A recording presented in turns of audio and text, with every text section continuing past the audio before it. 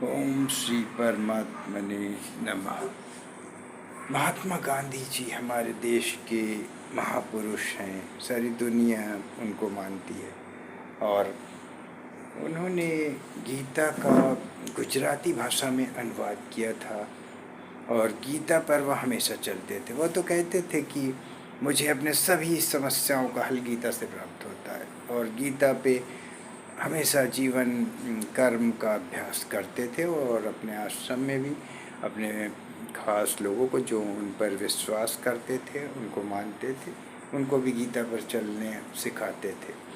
तो महात्मा गांधी चाहते थे कि गुजराती में उन्होंने गीता का अनुवाद ये सोच के किया था, जो कि उन्होंने स्वीकार किया है कि गुजराती लोगों को गीता का एक ठीक ढंग से ज्ञान प्राप्त हो सके, ये साधारण गुजराती जन को भी अपनी भाषा में प्राप्त हो सके।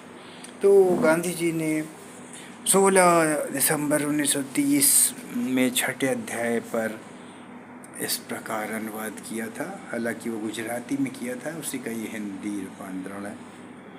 श्री भगवान कहते हैं, कर्म फल त्याग कर कर्तव्य कर्म करने वाला मनुष्य सन्यासी कहलाता है और योगी भी कहलाता है। जो क्रिया मात्र का त्याग करके बैठ जाएगा वह तो आलसी है। असली बात तो है मन के घोड़े दौड़ाना छोड़ दो। जो योग अर्थात समत्व यानी समभाव में रहना की साधना चाहता है, उसके कर्म बिना गुजर ही नहीं। जिसे समत्व प्राप्त हो गया वह शांत दिखाई देगा। तत्पर उसके विचार मात्र में कर्म का बल आ जाएगा। जब मनुष्य इंद्रियों के विषय में या कर्म में आसक्त ना हो और मन की तरंगों को छोड़ दे, तब कहना चाहिए कि उसने योग साधा, वह योगारूढ़ हुआ।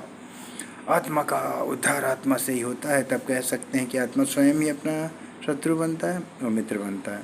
जिसने मन को जीता है उसका आत्मा मित्र है, जिसने नहीं जीता उसका आत्मा शत्रु है।